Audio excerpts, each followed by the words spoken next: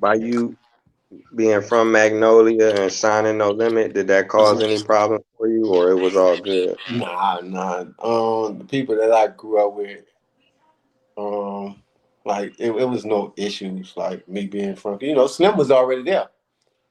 Like no, Slim was Right. already with No Limit, so it was not never nothing like BG. Like BG used to kick it with us from time to time, and we listened to their music. People probably wouldn't even believe that, man. We used to listen to all their music before they got their deal. Right, right. Cash Money I been never had been any banging. issues like me being signed to No Limit. Everybody embraced me. There was no Oh, issues.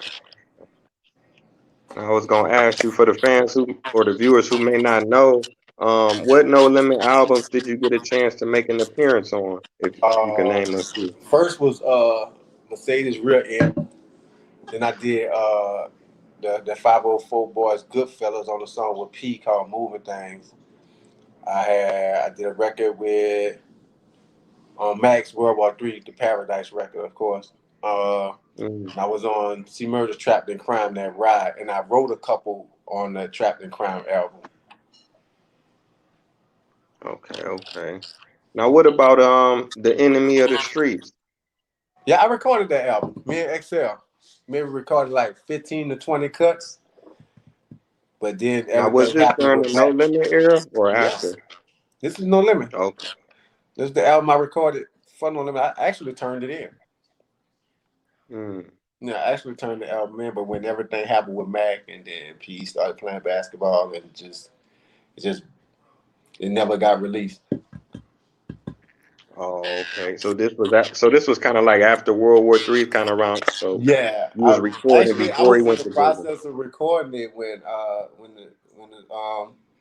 Mac's situation happened. Like I had just started recording, maybe like a week prior to him going to jail. Okay, okay. Um, now I can ask you my next question. Did you get a chance to work with Slim? Yeah, that's the home team, man. Like I knew him before anybody. We did a record called Sick and Tired. We did it in. He died in 2003, so we did it in 2003. I think we did it in like October of 2003, and he ended up getting killed that very next month in November. So Mm, Excel, shout out to Excel Productions. Excel actually produced the record, and once that happened with Slim, we took the masters and all the copies and gave it to his mom. Like we didn't want to release any music without her consent, so we just gave her the record. I don't know if she still has it or not, but I definitely will ask her. Glad you asked me that. okay, okay. Now I wanted to ask you, as somebody that grew up with Slim, because he's very revered in New Orleans and throughout the country. Mm-hmm. Everybody love him, everybody Yeah. respect him. But you somebody that grew up with him and you worked with him, as far as music. What type of person was Slim? And do you think people have misconceptions about him, or is he accurately Did you portrayed? listen? If you listen to his music, that was him. Like it was no lies, there was no stories, there was no false tales.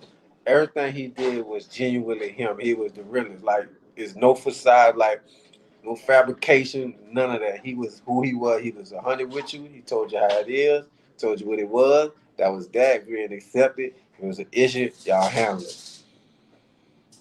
Like he was just him. His music speaks volumes of who he is. That was just him. He meant every. I paid for it. He meant that. He Right. meant it. And he probably had 350s and 820s in his pocket when he wrote that. Mm, Like his music would speak volumes of who he was. He was just real. Like he gave it to you. It was no gray area. He gave it to you, black and white. If he ain't fuck right. with you, you knew it. It was a very thin line with him. It was very thin. It was thin. Once you cross that line with him, you cross that line with him. I can dig it. I appreciate you sharing that. Yeah, Um, and people respected that about him. Like that's why he was so definitely. that's why he was so respected because he was real. Okay. Now I think a little bit after that, Hurricane Katrina happened. Did that have an effect on you That like musically?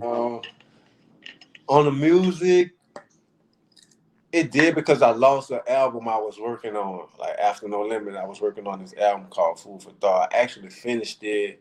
We were shopping it around, and we just lost everything in the storm. But a couple records have resurfaced, so I'm trying to collect them and trying to recreate it. That's the only thing musically that affected me during the storm. Other than that, nah, because I actually was able to record more after the storm. When I moved to Atlanta, I was actually to get more music done when I got here. Mm.